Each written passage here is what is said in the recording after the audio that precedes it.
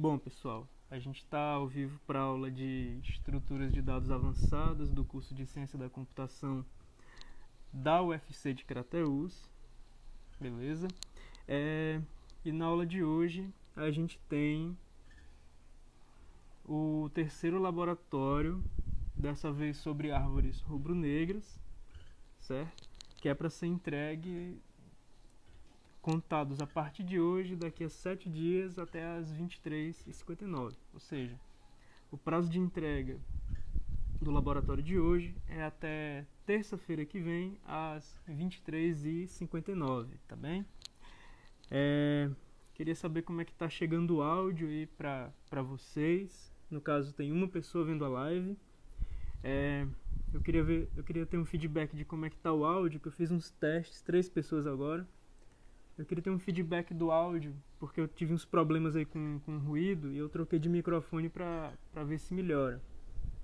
Aí se vocês puderem me dar um feedback de como tá o áudio, se tem ruído no áudio, se tá melhor, eu agradeço, beleza? Então, beleza, Vitor, o áudio tá tranquilo, ok?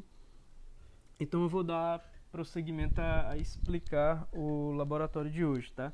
Que inclusive eu não coloquei ainda os arquivos no Facebook, mas tão logo eu termine a live, eu vou atualizar os arquivos no Facebook, beleza? Para que vocês tenham acesso às notas de aula atualizadas e ao código base para vocês fazerem a implementação de vocês, beleza? Bom, estando tudo ok, com áudio, como os 3 aí já confirmaram, vamos ver aqui o código fonte, né? Também ver um pouco as notas de aula. Deixa eu abrir aqui o Emacs. O que eu tenho pra cá é beleza. Vamos ver aqui as notas de aula também. Notas.pdf. E a gente está no laboratório de árvores rubro-negras. Então, vou pegar aqui o código da rbtri.hpp, beleza? E vamos dar uma olhada nas questões e em relação a esse código. Deixa eu aumentar aqui o tamanho da fonte para ficar ok para todo mundo. A gente poder ver direitinho aqui. Acho que esse tamanho de fonte tá bom. Então vamos lá. No laboratório de hoje, como vocês sabem, eu até já havia comentado isso em sala de aula, a gente não vai implementar nessa versão da disciplina, nas próximas sim, mas nessa versão da disciplina a gente não vai lidar com a remoção de árvore rubro-negra, beleza? A gente só vai lidar com busca e inserção, e em particular a busca não muda para a busca de árvore binária de busca, que inclusive a gente toma de herança, né? A primeira questão do laboratório, ela tem a ver com o fato de que, como é determinado durante o texto, eu acredito, que a gente vai tratar os null pointers como as nossas folhas pretas, beleza? Como a gente vai tratar os null pointers como as nossas folhas pretas, não faz muito sentido você perguntar para um null pointer qual é o atributo cor desse null pointer, né? Como isso não faz muito sentido, então a primeira questão, ela chega logo tentando resolver esse problema utilizando overloading. E o overloading que a gente vai utilizar, overloading é quando a gente tem 2 métodos com o mesmo nome e com assinaturas diferentes, né? Esse overloading que a gente vai utilizar é para o seguinte: o primeiro método color da primeira questão, ele recebe como argumento um ponteiro único, uma referência const para um ponteiro único de nó. Beleza. Nesse caso, quando você está recebendo uma referência para um ponteiro único de nó, você pode fazer node color, né? Você pode acessar o campo cor desse nó. Tudo bem, beleza. Então, nesse caso, você iria retornar a cor que está guardada dentro do nó. O segundo ponto que é o método color, só que agora recebendo um ponteiro nulo, ele já chama a atenção da gente para o seguinte: os ponteiros nulos, eles têm o próprio tipo deles, e o tipo de um null pointer é null pointer t, beleza? Esse é o tipo de um null pointer. Então, toda vida que você chamar color com um null pointer, se você chamar a função color com um null pointer, você vai estar chamando esse método bem aqui. Sempre que você passar null pointer para color, você vai estar chamando esse cara e não esse cara. O que isso ajuda a gente? Quando você passar um ponteiro não nulo, como você vai estar chamando esse cara, você simplesmente retorna a cor que está guardada dentro de Node. Tem node.color ou node setinha color lá dentro. Eu acho que no caso aí seria node setinha color, já que é um ponteiro. Pois bem, quando você vai implementar essa color bem aqui, que é para quando você recebe um null pointer, como a gente está convencionando que null pointers são folhas pretas, aqui você não faz nada além de retornar color black, ok? Então, nesse método estático color que recebe um null pointer, você vai simplesmente retornar black. Você vai retornar color black, né? Só lembrando aqui que a gente definiu as cores, né? É num class color red e black. Para você se referir a essas cores, você faz color e aí você usa black ou você usa red. Então, basicamente, o segundo color que a gente está implementando, que é o que recebe null pointers, ele vai ter dentro dele o seguinte: return color black e nada mais. É tudo que vai ter dentro dele, return color black, beleza? Tudo bem. Com isso, com a primeira questão feita, que é bem simples, você vai perceber o seguinte: como as folhas são ponteiros nulos, você não vai estar mais preocupado em chamar o atributo de um nó para saber a cor dele. Você vai simplesmente passar um ponteiro de nó para color, para a função color, quando você quiser saber a cor desse cara. A função color, como ela está overloaded, ela vai resolver o caso quando o ponteiro é nulo. Se o ponteiro for nulo, ela simplesmente retorna, vai para o segundo caso, vai para esse caso aqui, e você vai ter implementado aqui só um retorno de color black. E caso você tenha passado um ponteiro não nulo, você vai estar nesse caso aqui, e aí você vai estar retornando o atributo color de node, né? Você vai estar retornando node setinha color, beleza? Então, uma vez implementado color, os dois colors da questão 1, durante o desenvolvimento do código, você só vai precisar fazer referência às cores utilizando esse cara, color. Você não vai se preocupar se é null pointer, se é um ponteiro válido de nó. Sempre que você quiser saber a cor, você chama color, beleza? Isso vai facilitar a vida. Na questão 2, a questão 2 ela está praticamente feita. A gente só não vai conseguir fazer herança porque a gente já tem as rotações da árvore AVL, mas essas rotações são para um certo tipo de nó. E aqui a gente tem outro tipo de nó. De toda forma, numa árvore rubro-negra, numa Red Black Tree, a gente só precisa de rotações simples para a esquerda e para a direita. Como a gente só precisa de rotações simples para a esquerda e para a direita, bom, então você vai implementar essas duas rotações, Rotate R e Rotate L. Só as rotações para a direita e para a esquerda, né?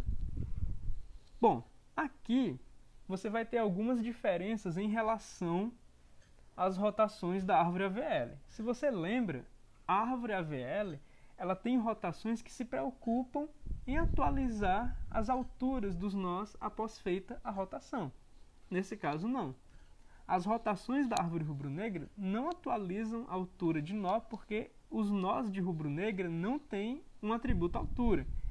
As rotações também não atualizam cores, porque quem vai estar responsável por atualizar as cores são os caras que vão chamar essas rotações. É o método insert que vai fazer a atualização de cores, né? Ou a função auxiliar que o método insert utilize para chamar as rotações adequadamente, beleza? Então as rotações você pode se basear nas rotações da árvore AVL, mas você tem que se atentar a essas diferenças. Você não vai precisar atualizar a altura na árvore rubro-negra, diferente da árvore AVL. Fora isso, eu acredito fortemente que o código é praticamente o mesmo, tá? E você não vai precisar aqui de rotação dupla. Você só vai precisar de rotação simples. Então são duas rotações para implementar na segunda questão. Então, na questão 3, você vai implementar o método que faz a manutenção da inserção. Esse cara, ele recebe um ponteiro para nó, certo? E ele vai ser um método privado da RBTree. Ou seja, esse cara ele vai fazer a manutenção das propriedades da árvore rubro-negra após a inserção de um nó. Essa função deve sempre ser chamada com nós vermelhos. Por quê? Porque, como a gente viu em sala de aula, a gente sempre vai inserir um nó novo como sendo vermelho para não criar uma ruptura na quantidade de nós pretos de um caminho da árvore em relação aos outros, tá? Então, para evitar essa ruptura da propriedade de que todos os caminhos da raiz até uma folha têm sempre a mesma quantidade de nós pretos, a gente sempre insere um nó novo como sendo vermelho. Então, inserir um nó novo, você vai chamar essa função insertion maintenance, você vai chamar essa função para o endereço do nó que você acabou de inserir. O propósito dessa função é fazer as trocas de cor e rotações necessárias para manter as propriedades de um nó de RBTree após uma inserção. Pois bem, esse cara ele vai estar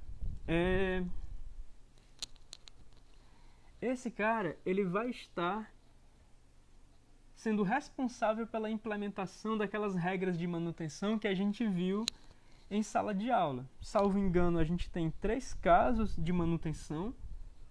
Um caso não precisa de rotação e outros 2 casos precisam de rotação, beleza? E você vai poder fazer essa manutenção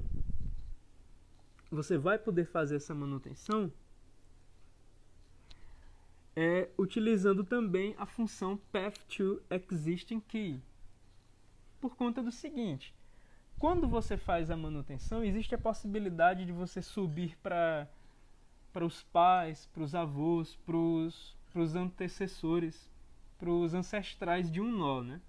Como existe a possibilidade de você subir para os ancestrais de um nó, a função pathToExistingKey, já que você acabou de inserir uma chave, ela te dá uma pilha contendo um caminho de referências da raiz até o nó vermelho que você acabou de inserir, beleza? Então a pathToExistingKey ela é interessante dentro dessa função insertion maintenance, porque ela te dá acesso aos avós, certo? Se você for desempilhando da pilha, ela te dá acesso aos ancestrais do nó que você acabou de inserir. E a partir desses caras, você tem acesso a outros elementos que são importantes na manutenção, como é o caso do tio, né? A gente viu nos casos de manutenção que muitos deles estão dependentes de qual é a cor do tio. Então, você pode utilizar a pathToExistingKey para acessar um ancestral e, acessado o avô do nó, utilizando a pathToExistingKey, você vai poder utilizar a referência do avô para determinar a referência do tio, beleza? Então a pathToExistingKey te ajuda a pegar a referência dos ancestrais e a partir dos ancestrais você consegue pegar os agregados, né? Você consegue pegar as referências dos tios, dos irmãos e assim por diante, beleza? Então na questão 3 você tem que fazer essa manutenção bem aí. Na questão 4 você vai completar a implementação do método insert com a operação de manutenção para o nó que você acabou de inserir. Vamos ver aqui o método insert, como é que ele está? Se a gente vier aqui até o insert, a gente vai ver que o insert ele está escrito de uma forma atualmente bastante simples. Porque o método insert ele consiste em pegar uma chave e um valor, e o que ele faz é o seguinte: ele delega a inserção de fato para a árvore binária de busca. Ele não faz a inserção de fato. Quem faz a inserção real é a árvore binária de busca. Ela pega esse par de chave e valor, insere ou não, né? E o retorno do insert da árvore binária de busca é justamente um booleano acusando se a inserção aconteceu ou não. Quando é que a inserção não ocorre? A inserção não ocorre quando a chave que você está tentando inserir já existe na árvore em questão. Você não pode ter chaves duplicadas. Então, se a chave já existia, ela não vai ser inserida novamente. Beleza? Então, nesse sentido, esse booleano indica se a inserção que você está tentando fazer acabou de acontecer ou não. Caso a inserção tenha acontecido, é bem aqui que você vai se preparar para fazer a manutenção. Bem aqui, você vai estar na terceira questão, tendo feito a terceira, na quarta, na verdade, tendo feito as duas questões anteriores, bem aqui, você vai estar preparado para utilizar o que você implementou nas questões de 1 a 3, beleza? Eu acho que, particularmente, isso aqui consiste muito em chamar a manutenção pro nó que você acabou de inserir, né? Aí, para você conseguir uma referência para esse cara, você vai utilizar path_to_existing_key para fazer uma referência para esse cara.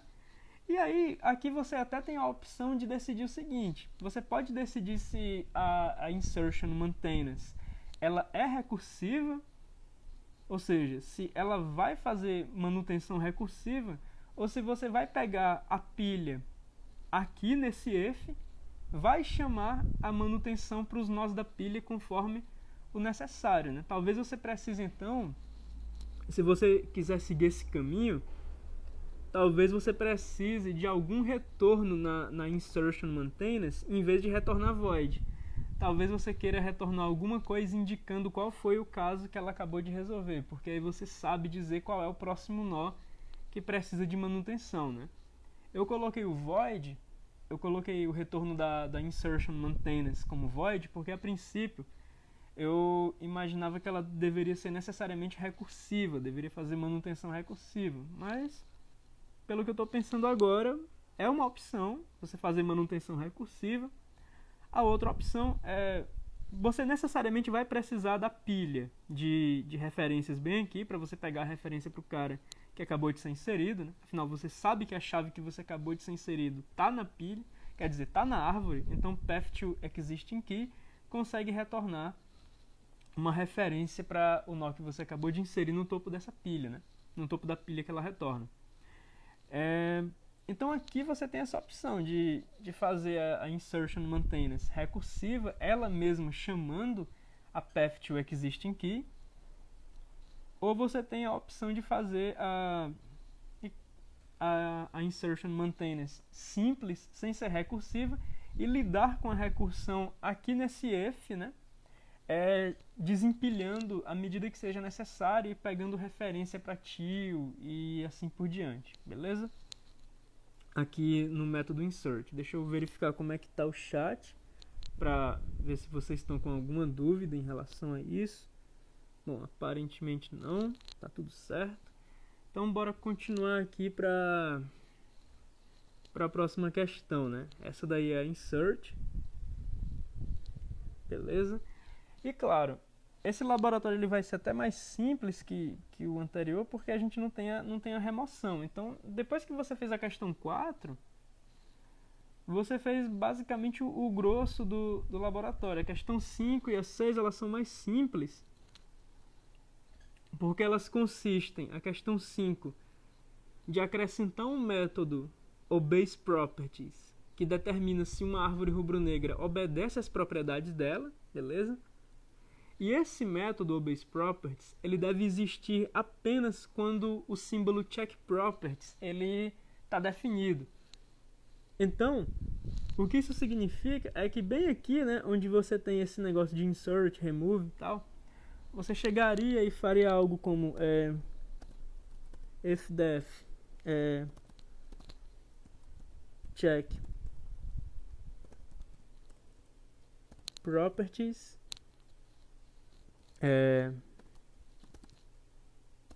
endif, né? E bem aqui você definiria esse método, que é o oBaseProperties. Então bem aqui você colocaria bool oBaseProperties.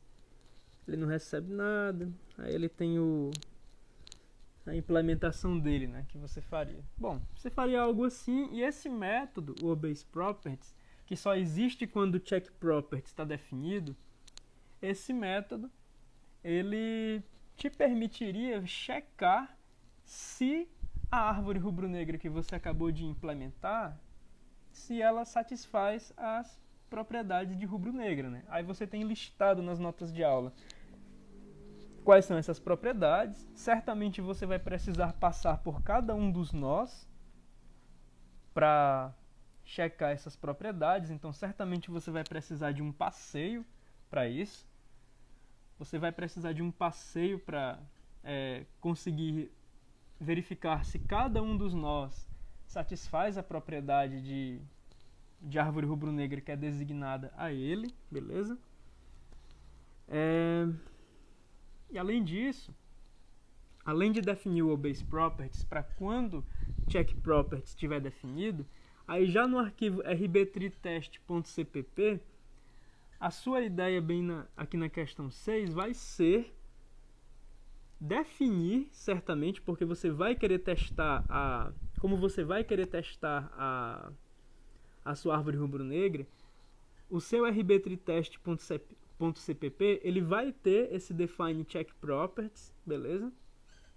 E tendo isso, o que você vai ter em seguida é escrever testes no rbtreetest.cpp, e como ele tem define checkProperties antes de dar um include no rbtree.hpp, você vai poder chamar o método oBaseProperties. Então, toda vida que você fizer uma modificação na sua árvore, como a única operação de modificação que a gente vai ter é a inserção, mas eu acredito que você gostaria de testar a busca também, né?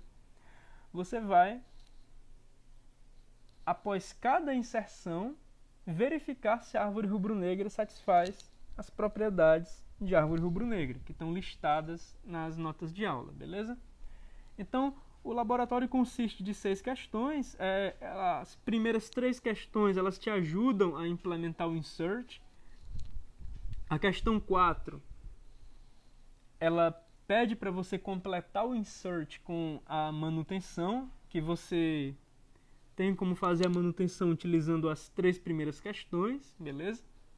Aí você utiliza as 3 primeiras questões para implementar a manutenção no insert. Como eu percebi agora, durante a aula, você tem essa opção de dar um outro retorno para insertion maintenance e fazer ela não recursiva, ou você pode fazer ela recursiva. Eu acho que fica a seu critério, determinar como você vai fazer isso.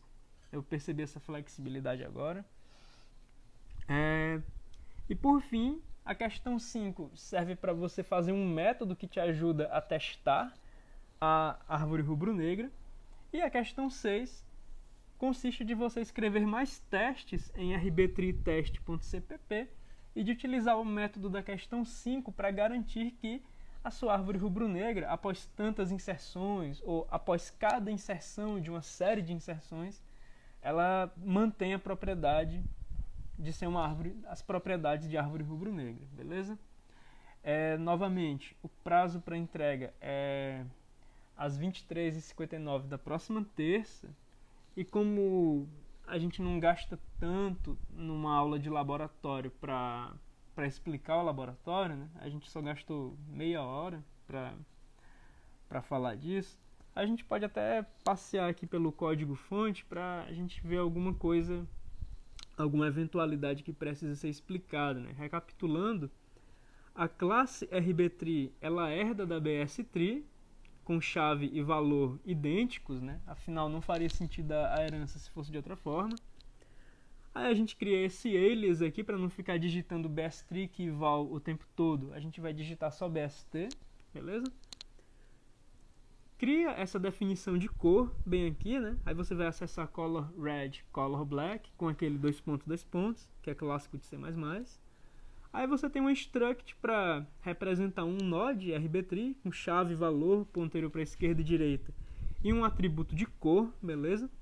É esse cara bem aqui que você vai estar retornando na color, na função color que recebe um nó. Na função color que recebe um ponteiro nulo, um null pointer, você só retorna color black. Aí você tem um construtor. Como você pode ver, os nós que a gente cria sempre são vermelhos, beleza?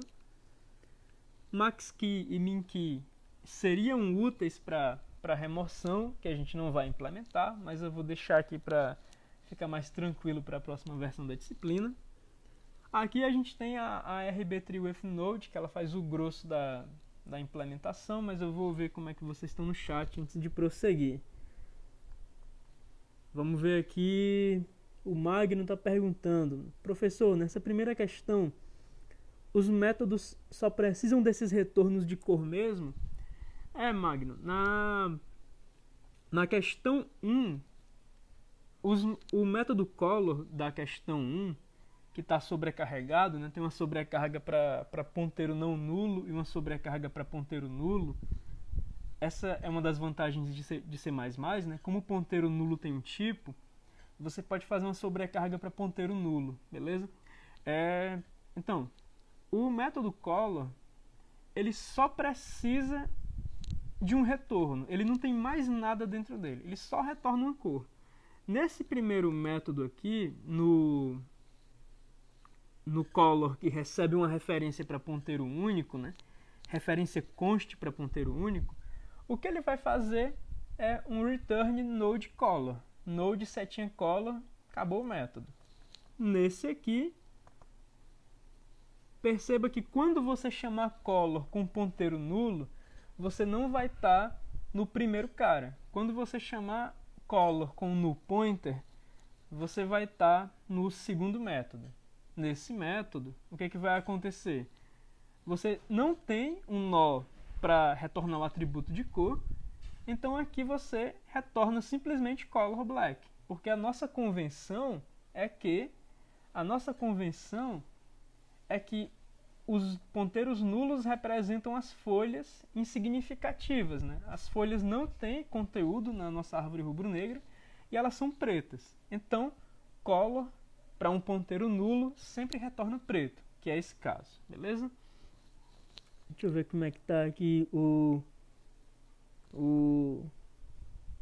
chat Magno. Ah, tá. É porque tá escrito Magno, eu li Magno. Ah! Caramba! Foi o João Marcos que perguntou. Desculpa. Confusão minha. A pergunta tinha sido do João Marcos.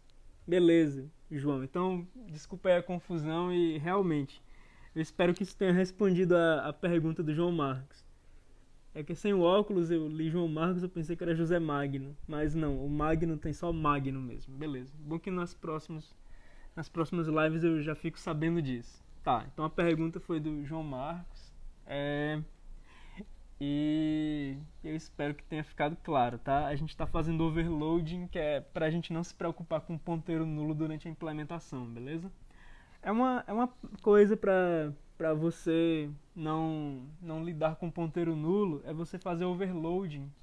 Porque em C++ eles têm tipo, então você consegue fazer o overloading dele.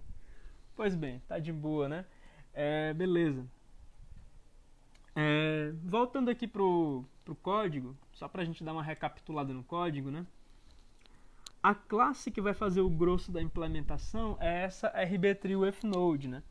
A RBTreeWithNode, repara que aqui dentro, quando você está aqui, chave e valor já estão definidos como key e vol. Então aqui você não vai se preocupar em redefinir key vol. O único parâmetro que você passa é o node, que é para você poder modificar a herança de bs_tree with node para ser definida com nós de árvore rubro-negra. Como ela vai ser definida com nós de árvore rubro-negra, você vai poder herdar numa boa, né? Porque lá embaixo a gente vai fazer a rbtree with node recebendo um rbtree. Coisas privadas aqui, a gente só tem um alias, de novo, a gente vai criar esse atalho, né, para não ficar digitando muito. Em vez de digitar tudo isso aqui, que está depois do igual, a gente só vai digitar bst with node. E aqui por herança tudo sai muito fácil. Os construtores funcionam com herança, né?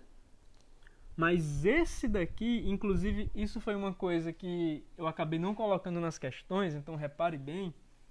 Isso daqui vai precisar fazer alguma coisa. E eu não coloquei nas questões. Ó. Aqui na linha 65, nessa linha que está escrito root is red, this need to be corrected.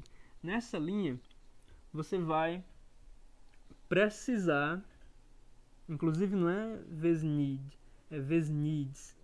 Está errado aqui. This needs to be corrected. Pois bem, nessa linha bem aqui, como a gente já viu lá em cima no rbtree node, toda vida que você cria um nó, ele é um nó vermelho. Esse construtor, ele chama o construtor da árvore binária de busca para criar um nó raiz. Beleza, esse construtor já cria o primeiro nó, que é um nó raiz. Mas esse construtor, como ele chama o construtor do rbtree node, eventualmente, ele criou uma raiz vermelha, cara. Então, bem aqui, você vai precisar alterar a cor da raiz, porque a raiz de uma árvore rubro-negra é preta. Então, bem aqui, você vai fazer a alteração da cor da árvore rubro-negra.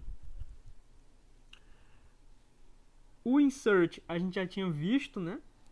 Você só vai precisar fazer a manutenção dentro desse if, o resto é herança. Remove a gente não está implementando. Então a rbtree a rbtree with node, ela ficou até pequenininha.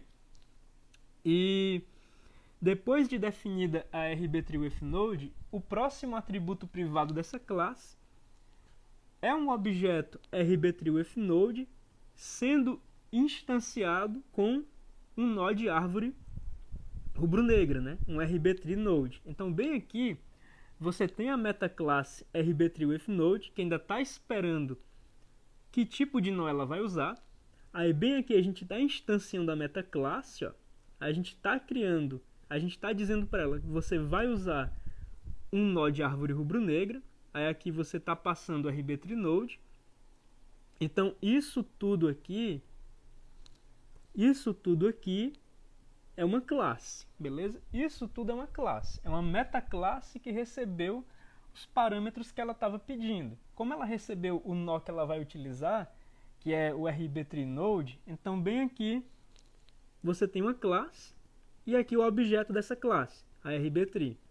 Esse rbtree, ele é uma instância de rbtree with node com nós rbtree node, ou seja, isso aqui é uma árvore rubro-negra propriamente dita, né? Só lembrando, mais uma vez, que esse truque de deixar para dizer os nós lá para o final, ele ajuda a gente a fazer herança sem casting, né? Então isso aqui é uma boa se você quiser evitar fazer conversão de ponteiro, beleza? rbtree é uma árvore rubro-negra com os tipos de nós adequados e com a herança devidamente feita. Então, a interface pública da rbtree, ela vai simplesmente se comunicar com a interface pública desse objeto. Esse objeto aqui vai ter a interface pública dele se comunicando com a interface pública da rbtree. Aqui nos construtores, depois o insert, ele vai simplesmente direcionar para o insert do objeto, a remove está deletada, a search vai direcionar para o search do objeto, maxKey e minKey da mesma forma, beleza? Lembrando, né, que quando você faz o obeys properties na rbtree with node, bem aqui você também vai fazer o seu obase properties, beleza? Bem aqui você também vai fazer o seu obase properties, mas claro, apenas se você tiver com esse símbolo definido. Se você tiver com check properties definido, aí aqui você vai implementar o seu obase properties, né? E esse cara, na verdade, ele tem uma implementação mais simples, porque ele é como esses outros. Você vê que esses outros, eles estão apenas redirecionando a chamada deles para o método do RB-Tree. Bem aqui a mesma coisa. Esse check properties, esse obase properties, ele vai redirecionar a chamada dele para o obase properties que você vai estar implementando aqui na RB-Tree with Node, beleza? Então, essa é uma review do código, né, para você ficar por dentro do que esse código-fonte faz na hora de você alterar, beleza? Essa é a estrutura que a gente está usando. Deixa eu ver como é que está aqui o chat, as dúvidas. Respondeu. A função void, agora é o Magno de verdade. Agora é o Magno de verdade mesmo. A função void insertion maintenance deve ser chamada toda vez que eu faço inserção de um novo valor? Sim, toda vez, Magno, que você faz a inserção de um novo valor, você tem que chamar a maintenance, nem que seja para verificar, se não precisa de manutenção, beleza? Você pode lembrar inclusive da check, como era o nome da função? Eu acho que era rebalance node. A função rebalance node da AVL-Tree, ela nem sempre fazia rebalanceamentos, né? Ela só fazia rebalanceamentos quando era necessário. Mas ainda assim, quando você fazia a inserção na AVL, você tinha que verificar pela manutenção. Você tinha que ir atrás de ver se era necessário fazer a manutenção. Talvez fosse, talvez não. Aí você decidia isso dentro da rebalance node, né? Tinha um monte de if, else lá. A mesma coisa na insertion maintenance. Na função de manutenção aqui, você vai ter lá a sua estrutura lógica para verificar os casos que exigem manutenção para uma árvore rubro-negra, né? E aí você faz a sua manutenção de acordo, beleza? Você vai ler os casos, você vai verificar qual é a condição em que cada caso precisa ser mantido, e aí você utiliza essa manutenção, essas condições para criar a sua estrutura lógica dentro da função de manutenção. E claro, se você quiser ir um pouco além disso, você pode criar funções auxiliares, você pode criar uma função de manutenção para cada caso. Se você cria uma função de manutenção para cada caso, talvez fique mais fácil na hora de você abstrair essa questão, né? Porque aí a insertion maintenance, ela teria a estrutura lógica para despachar a execução para cada função auxiliar de manutenção dos casos específicos, e isso te faria implementar essas funções auxiliares. E para cada caso, para o caso 1, você teria uma função de manutenção especializada em fazer a manutenção do caso 1. Aí a mesma coisa para o caso 2, a mesma coisa para o caso 3. E aí a insertion maintenance, ela ficaria responsável por despachar essa execução, a execução do seu programa, da sua manutenção, para cada uma das funções de manutenção auxiliares, né, que seriam uma por caso. É uma forma de você ver a implementação. Dessa vez eu deixei isso em aberto para vocês, e vocês vão percebendo isso, que eu vou aos poucos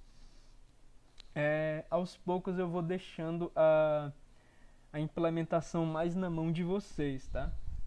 Mas de toda forma, você tem essa escolha se você vai implementar tudo direto na insertion maintenance, ou se você vai ter funções auxiliares, uma para cada caso. E essas são duas sugestões de como fazer as coisas. Você pode imaginar uma outra forma de como implementar isso, tá?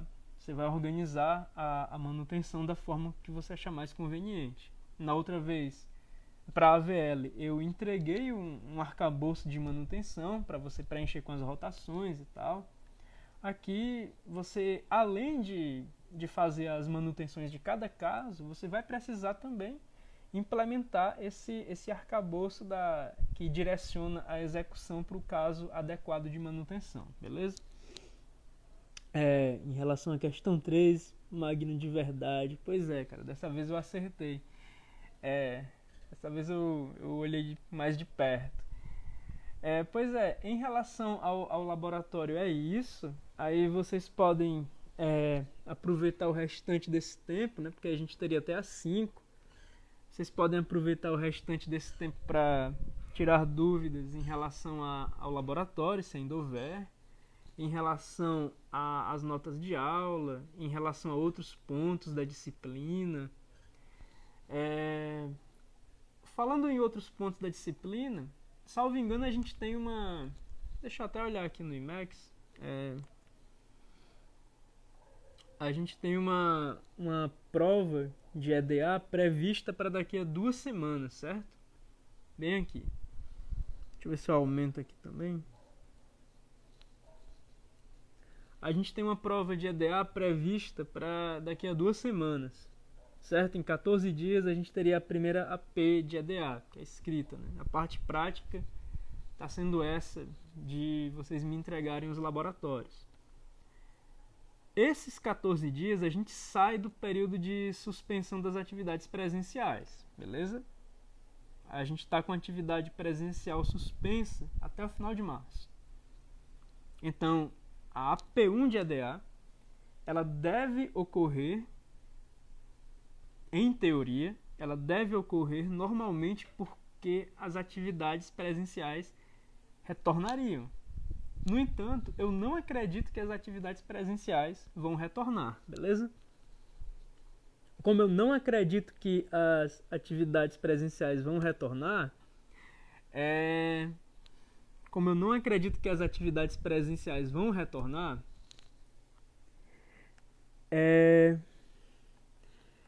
eu acredito fortemente que a gente não vai ter a nossa...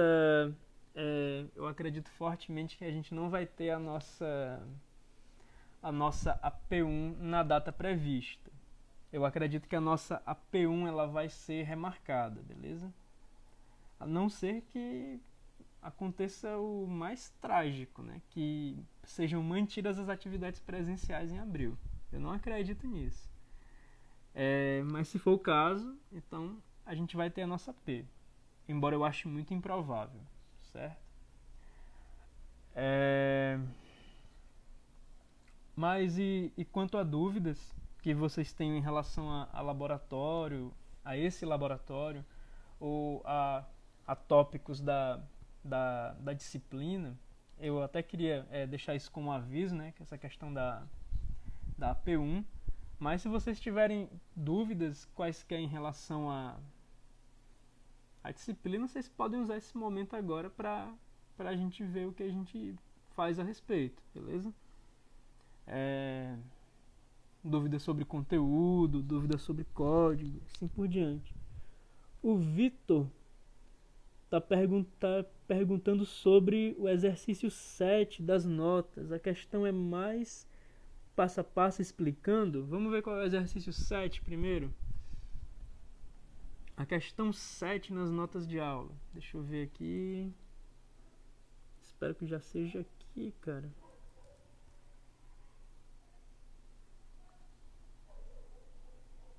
Era mais fácil eu ver se ele acha. Se eu digitar assim... Não acha não. Então vamos continuar aqui. Exercício 7.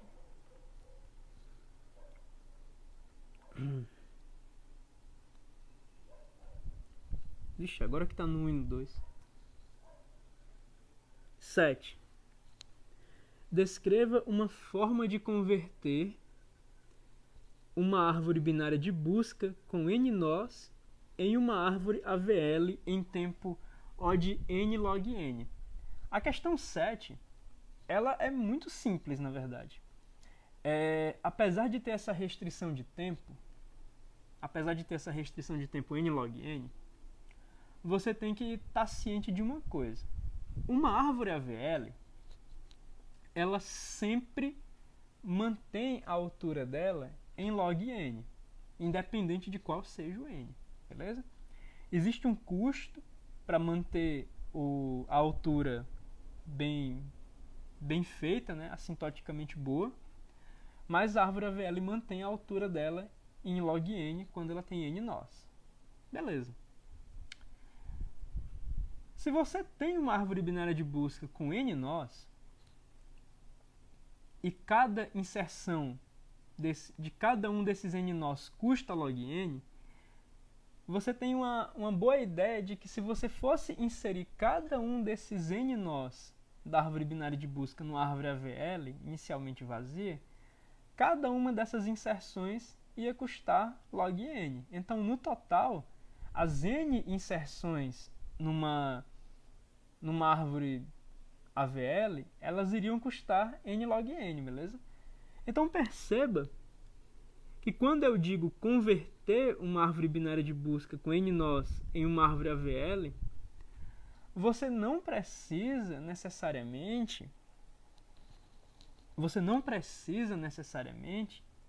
modificar a árvore binária de busca. Não é como se você fosse fazer alguma operação muito complicada para impor um balanceamento numa árvore que já está montada, né? Não é como se você fosse fazer isso. Você pode imaginar a questão 7 como se você recebesse uma árvore binária de busca, uma árvore binária de busca T1, e construísse uma árvore binária de busca T2 no tempo determinado. Bom, o algoritmo é bastante simples porque o custo da operação eu estou colocando bem tranquilo, né, n log n. Então, o grosso da questão 7, na verdade, é você explicar por que esse custo é atingido. Mas essa explicação também não é lá grande coisa, né? Afinal, você está inserindo n nós. E a inserção de cada um deles custa log n. Então, não tem como dar outra coisa que não seja n log n, né? Beleza? O processo de conversão. Bom, quanto à questão 7 ser um passo a passo bem explicado, esse procedimento, Vitor, ele é bastante breve. Como esse procedimento é bastante breve, eu não acredito que seja algo muito complicado de escrever. Você pode fazer verbalmente, você pode fazer textualmente, você pode fazer realmente em pseudocódigo. Se você quiser, você pode realmente escrever uma função em C++ também. Você tem essas opções, beleza?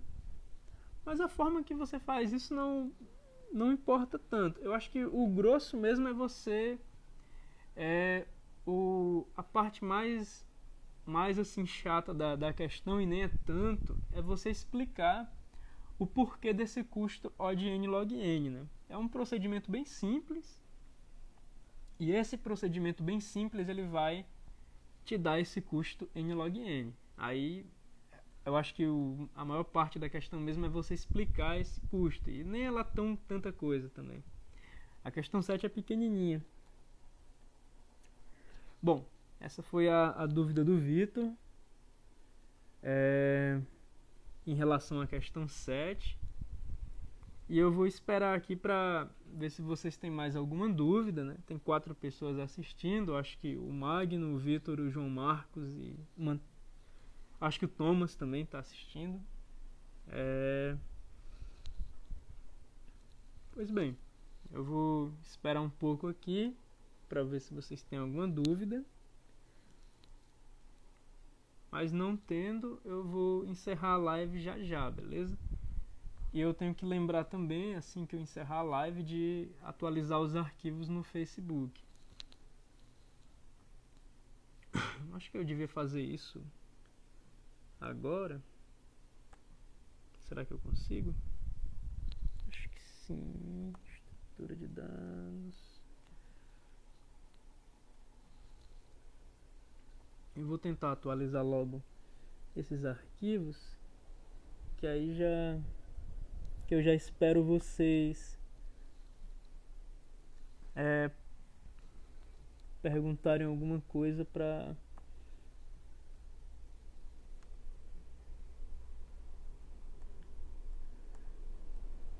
eu responder. Enquanto isso eu vou atualizar as notas de aula. Notas.pdf. Estou mandando para vocês a versão mais recente das notas de aula. Isso aqui é super recursivo, né? O post da transmissão ao vivo sendo visto de fora da transmissão. Deve ser um bagulho muito louco. Aqui os testes que eu tinha feito, mas antes disso eu tinha passado uma pasta.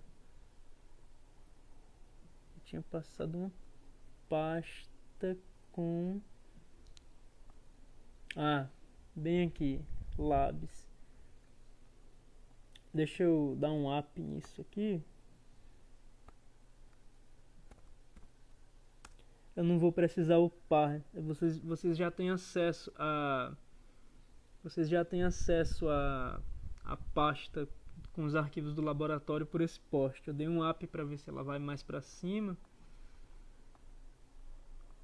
Mas eu acho que é isso. Deixa eu ver como é que tá a live aqui.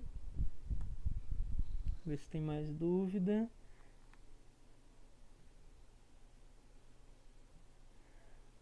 Pera aí, deixa eu ver, que agora é um bocado de coisa.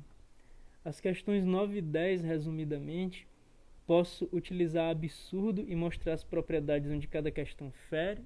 Deixa eu ver o que é 9 e o que é 10 aqui. Pera aí. Eu vou ver a questão 9 e a questão 10 para te responder. Beleza? Aí eu te digo se pode ser por absurdo.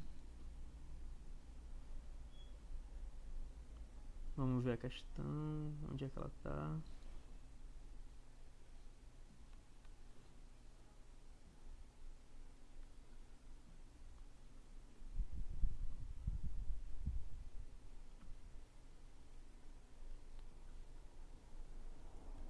Já está em rubro negro, 9 a 10.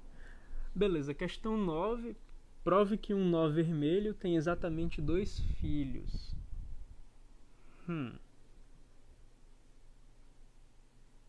Tá, beleza. Isso pode ser... Na verdade, eu acredito que até que a explicação para a questão 9 ela é bem direta, né? Por que o nó vermelho tem exatamente 2 filhos? Um nó vermelho tem exatamente 2 filhos porque todo nó não tem subárvores vazias, né? Nenhum nó tem subárvore vazia. Em vez de uma subárvore vazia, um nó tem uma folha artificial preta. Então, se um nó não tivesse filhos, seja ele esquerdo ou direito, ele teria no lugar dessa subárvore vazia uma folha preta. Então, no fim das contas, após a gente convencionar essa parte aqui desse parágrafo, após a gente fazer essa convenção bem aqui, a questão 9, ela está respondida porque todo nó tem pelo menos filhos que são folhas artificiais pretas. Podem ser nós significativos, os filhos de um nó vermelho, ou podem ser folhas pretas, simplesmente. Então, por essa convenção que a gente fez no parágrafo anterior, é tranquilo você observar que um nó vermelho tem exatamente 2 filhos, beleza? Isso não pode ser dito para um nó preto, porque um nó preto, quando você fala de nós pretos, você inclui em particular as folhas artificiais pretas. E esses caras, eles realmente não têm filhos, beleza? Afinal, eles são folhas. Mas todo nó vermelho é um nó interno, e nós internos têm pelo menos folhas artificiais como filhos. Então a questão 9 ela pode ser vista dessa forma. A 10. Prove que um nó vermelho não pode ter seu pai com cor vermelha. O exercício 10, ele pode ser feito por absurdo, sim, beleza? Esse 10 ele pode ser feito por absurdo e ele se relaciona muito, a questão 10 ela se relaciona muito com essa propriedade 3, né? Inclusive, quando você for implementar o obey properties, a função obey properties, ela vai se preocupar em verificar essas 4 propriedades, tá? Que estão listadas agora na nota de aula. Mas bem, o exercício 10 ele realmente se relaciona com o exercício 3, beleza? O exercício 10 se relaciona com a propriedade 3. E você pode sim fazer por absurdo. Entrega do Lab 3 próxima terça? Exatamente. A entrega do Lab 3 é na próxima terça, às 23h59. Thomas está perguntando: professor, você pode postar junto com a implementação dos labs a resposta das questões anteriores para a gente dar uma olhada no que errou e acertou e tal? Dá certo, Thomas. Eu posso sim fazer isso. Inclusive, eu vacilei de não ter feito isso antes, inclusive. Mas eu estava ocupado com as notas de aula e eu acabei não fazendo muito essa parte de implementação. Bom, no Facebook eu acabei de atualizar as notas de aula, né? Até ficou gravado na live eu atualizando. Vai ficar gravado quando encerrar na live, eu atualizando as notas de aula. E eu dei um up no post com a pasta do Dropbox, que tem os arquivos zip dos laboratórios. Então, vocês têm acesso às notas de aula e à pasta dos laboratórios com os arquivos zip. O pedido do Thomas eu vou atender ainda hoje, eu espero. Eu vou atender ainda hoje. E o João Marcos ele reiterou o pedido, vai ser atendido igualmente, beleza? Bom, não havendo mais dúvidas, pessoal, eu vou encerrar a live. Eu só vou dar alguns momentos para ver se de fato não há mais dúvidas, mas não havendo, eu vou estar encerrando a live muito em breve, beleza? Os arquivos já estão atualizados, nota de aula e a pasta com os arquivos do laboratório. Eu tentei dar um up nela no grupo, eu comentei lá para ela subir. E é isso, né? Reiterando, entrega próxima terça, 23h59, certo? Inclusive, eu não sei se vocês notaram, mas a qualidade melhorou um pouco da transmissão. Não o áudio, que deu um pouco de trabalho, mas agora eu estou transmitindo em HD e a 30 fps, a minha conexão melhorou bastante.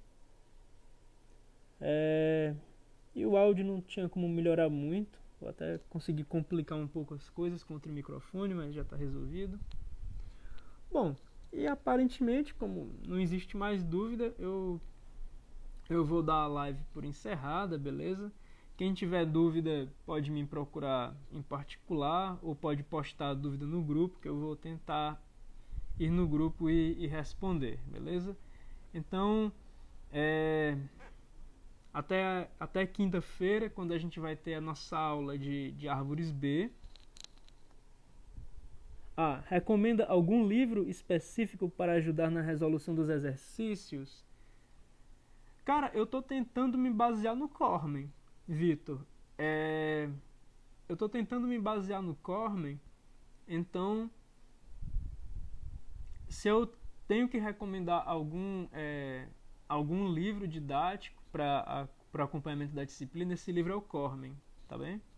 São poucos os tópicos da disciplina que não estão contemplados no Cormen. E esses tópicos, até agora, foram árvores AVL e vai ser árvore B+. B+, e AVL não está no Cormen. Fora isso, tá tudo lá, beleza? Então, Quem tiver dúvida pode me procurar no privado mesmo, postar lá no grupo. Eu atendo por videochamada também numa boa, se for necessário. Pode mandar e-mail também. E é isso. Eu vou encerrando aqui a live, pessoal.